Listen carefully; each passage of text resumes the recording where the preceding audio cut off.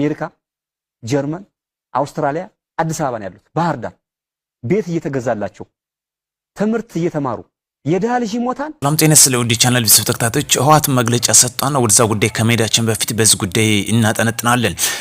ልጆቻቸው በውጭ ያሉ እንዲሁም ቤት የተገዛላቸው በፊቱ የአማራ ፋኖ ብሔራዊ ንቅናቄ ታጣቂዎች የነበሩት መግለጫ ይሰጡት አለ። እነማን ናቸው የሚለውን በተጨባጭ ሁኔታ ላስታውሳችሁና ወደዚህ ጉዳዮች የምንመለስበት ይሆናል። በተጨባጭ ካየነው ከተመለከትነው ያስረስ ማረ ቤተሰብ ሙሉ አሜሪካ እንዳሉ አቃለሁኝ።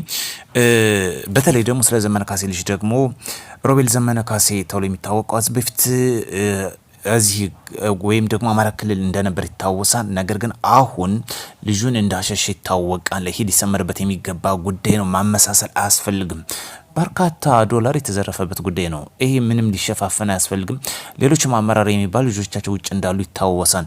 ላብነት ያህል በተለይ አስረስ ማረ ቤተሰቡ ሙሉ አሜሪካ እንዳሉ ይታወቃል። ይሄ ሊሰመርበት የሚገባ ጉዳይ ነው። ምንም ማስተባበያ ሊሰጠው አይገባም። የዘመነ ካሴ ልጅ ግን ይህ ትግል ሲጀመር አብሮ እንደነበር ይታወቃል። እንደውም በቀበሌ 14 ሙልጌታ ልጅ ሴት እንደነበረው የሚታወሰው ነገር ግን ይሄ አጋጣሚ በመጠቀም ወደ ጫካ ገብቷል። እዛ በኋላ ወደ ውጭ አሽቶታል ይታወቃል። ሊሰመርበትም ያስፈልጋል። ማስተባበያ መስጠቱ አይጠቅምም። መሬት የወረደው ባጭሩ የሚያስፈልጉ ለክልሉ ሰላም ነው። ጦርነት አይጠቅምም። በዋነኛነት ግን ሰሞኑን ጠቅላይ ሚኒስትር ዶክተር አብይ የትግራይ ጊዜያዊ አስተዳዳሪ ጀነራል ታደሰ ወረደ ጋር በነበራቸው ቆይታ ለአንድ ዓመት ያህል የስልጣኑ መራዘም ተመልክቶ ህወሓትን መግለጫ ሰጣለች። ህወሓት ባይዘወይ ጀነራል ታደሰ ወረደም እንዲቀጥል አይፈልጉም። ጌታቸው ረዳም እንዲቀጥል አይፈልጉም። ራሱ ደብረጽዮን እንዲመራው ይፈልጋል። በተለይ ህወሓት መግለጫ የሰጠው አያይዞ በዋነኛነት ስልጣን ስለሚፈልግ ብቻ ነው። ሌላ ነገር የለውም። ህወሓት የጀነራል ታደሰ ወረደ ስልጣን መራዘም ተቃውሟል። እንግዲህ ህወሓት የማምሻውን ባወጣው መግለጫ የሌተናል ጀነራል ታደሰ ወረደ የትግራይ ጊዜያዊ አስተዳደር ፕሬዝዳንት ስልጣን ለተጨማሪ አንድ ዓመት መራዘሙ ተቃውሟል። ቡድኑ በጉዳዩ ላይ ባወጣው መግለጫ የጀነራል ታደሰ ወረደ ስልጣን መራዘም የፌዴራል መንግስት በተናጠል የወሰነ መሆኑን ገልጿል። የፕሪቶሪያን ስምምነት መሰረት የትግራይ ጊዜያዊ አስተዳደር ፖለቲካዊ ጉዳይ ተደራዳሪ ወገኖች ማለትም በራሱ በህወሓትና በፌዴራል መንግስት መካከል በሚደረግ ስምምነት መቆያ ይገባል ብሏል። ላለፉት 3 ዓመታት የቆየው ጊዜያዊ አስተዳደር በስምምነቱ ድንጋጌ መሰረት በህወሓት እና በፌዴራል መንግስት መካከል በተደረገ ውይይት የተቋቋመ እንደነበርም አስታውሷል። ይሁን እንጂ የኢትዮጵያ መንግስት የትግራዩ ጊዜያዊ አስተዳደር ስልጣን ስምምነቱን ሙሉ በሙሉ በመጣስ መልኩ ለተጨማሪ ለአንድ ዓመት እንዲራዘም መወሰኑን በህወሓት መግለጫ መቃወሙን አሰምቷል።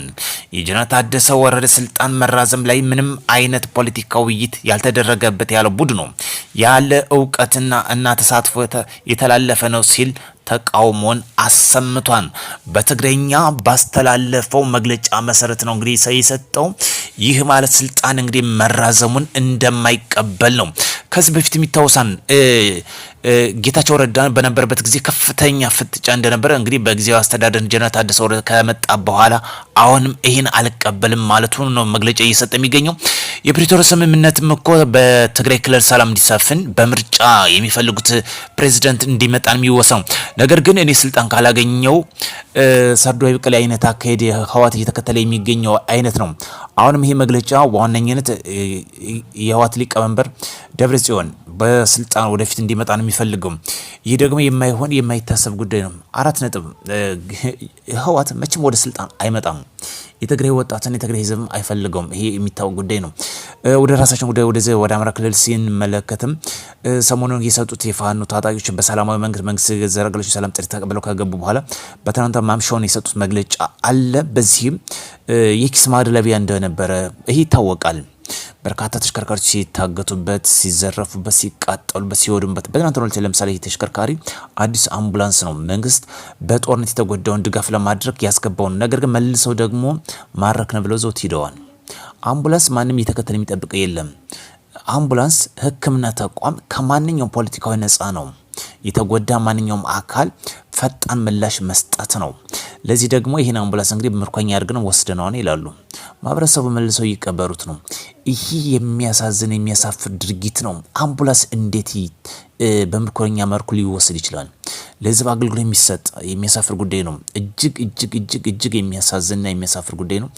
እነዚህ ናቸው እንግዲህ የአማራን ነጻ እናውጣለን ብለው የሚታገሉት። በተለይ ደግሞ በጣም የሚያሳዝነው የኪስ ማድለቢያን ያሉበት ትናንት በሰጡት መግለጫ ይሄ ይታወቃል። በተለይ የነስራስ ማራ ልጆች አሜሪካ ቤተሰቡን የላከበት ጉዳይ ከየት የመጣ ገንዘብ ነው የሚለውን ጉዳይ ማስመር ያስፈልጋል። እሺ የዘመነ ካሴ አሁን ልጁን አሽቷን ከበፊት አብሮ ጫካ እንደነበር ይታወሳል። አሁን ግን አሽቷን ይሄ ሁሉ የሚያሽበት ገንዘብ የት እየመጣ ነው? ከየት የመጣ ነው ሪሶርሱ የሚለውን ጉዳይ ይሄ ትጥቅ አነግቶ ማህበረሰቡ የሚዘርፍ የተደራጀ ቡድን ማለት ይቻላል። ስለዚህ ቀልባችን ገዛ አድርገን ክልላችን ሰላም እናስጠብቅ። 4 ኪሎ የሚባለው አይታሰብም። ህወሓት እስካሁን ድረስ 52 ዓመት ሙሉ ትግራይ የታደረሰው ከትግል እስከ ፌዴራል መንግስት ስልጣን የያዘበት ጉዳይ ነበር። የትግራይ ክልሎች የት ደረሰው? በኢኮኖሚ በማህበራዊ በየትኛው የት ደረጃ ደረሰው? እንደ ሀገርስ የት ደረጃ አሻገረው? ይህ ጽንፍ ይዞ የሚንቀሳቀሰው ሀገር የመመታተብ ነው። የሶማሌ ፕሬዚዳንት ሙስጠፌ የሰጠው መግለጫ እጅግ ልብ አንጠልጣይ ነው። ተመልሶ አዲስ አበባን ቢቆጣጠር ኖሮ ህወሓት ተመልሶ አዲስ አበባን ቢቆጣጠር ኖሮ የኔ አቋም የሶማሌ ክልል በህወሓት አይገዛም።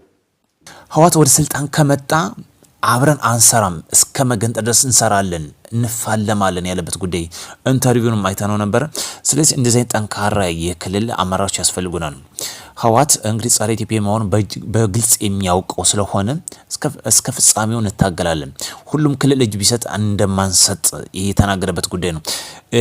ስለዚህ ሙስጠፌ ጠንካራ ኢትዮጵያዊን የተላበሰ ሰው መሆኑ ይታወቃል። ነገር ግን የህወሓትን ሴራ ደግሞ ጠንቅቆ የተረዳ ሰው ነው። እንደነዚህ አይነት ሴሮች ጋር አብሮ የሚሰራ ማንኛውም ጽንፍ እኛም አንቀበልም። ሰላም ይስፈን፣ ጦርነት ይውደም። ሰላም በዓል እንዲሆንላችሁ እመኛለሁ።